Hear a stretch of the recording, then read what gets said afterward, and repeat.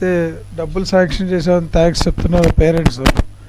ఇది ముఖ్యంగా ముఖ్యమంత్రి గారికి చెప్పాలి, తర్వాత శ్రీధర్ బాబు గారికి చెప్పాలి. ఎందుకంటే నేను సుధాకర్ గారు డెఫినెట్లీ చేసిన ఆ ప్రాసెస్ చేసాము.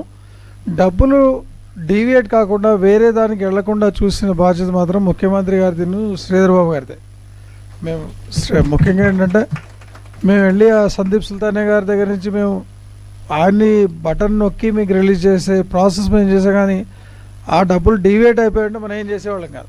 అది మాత్రం మనకి చాలా అదృష్టం.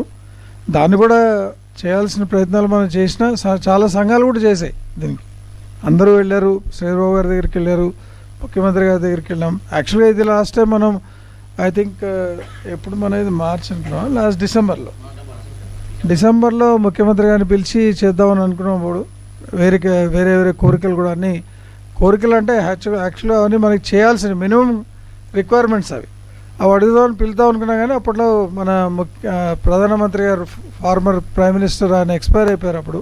సో అందుకని అది పోస్ట్పోన్ అయింది.